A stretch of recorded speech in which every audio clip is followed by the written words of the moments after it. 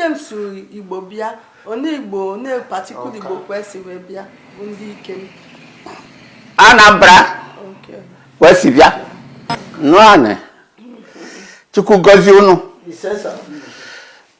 Ka unu si bịa. Ka unu yeri m ọgọ ka ihe ezikwo n'ọnụ. Na nye mmadụ ka m ga-ekwu. Beni bụ idum ọkpụzọ. Ọkpụzọ ka ji afa ebi. Mmadụ onwe m bụ Gabriel Samawena, onye isi orie. Ụmụ Ikem ogbe nwanze agụ. Ikem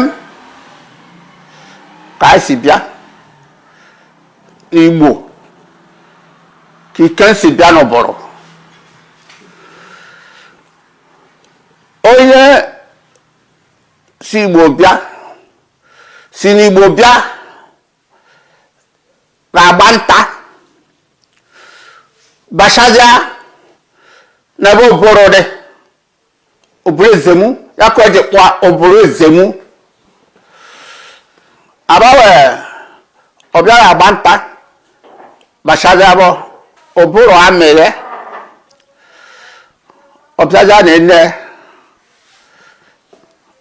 basini ya n'ebe ni bụ ụbụrụ ukwu ka o si nọbedi site n'ụwa bụ Ikem ogbe n'ụwa bụ ụbụrụ ni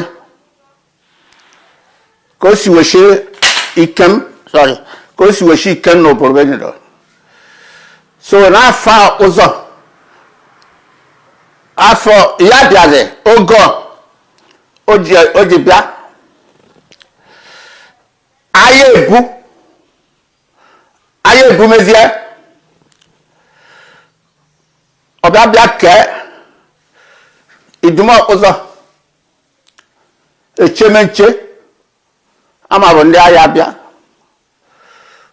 otie idum ọkpụzọ otie idum ọmọ Ikem kwuebu otie Ọnịcha Ikem kwuebu otie Abeidon Ikem kwuebu ọbasị ndị Abeidon unu chemenche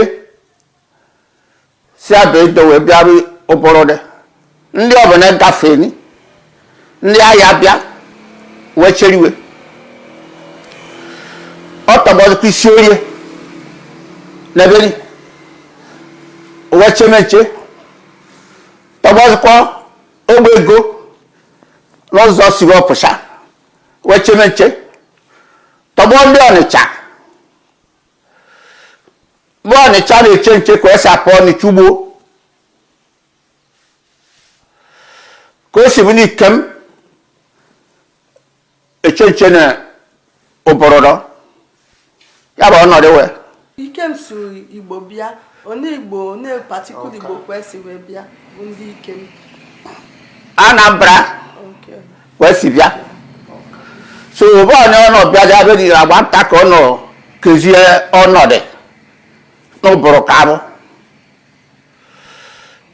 ya kwa eji si ụbụrụ ukwu maka ifiri ụbụrụ ni ọ bịara agba nta.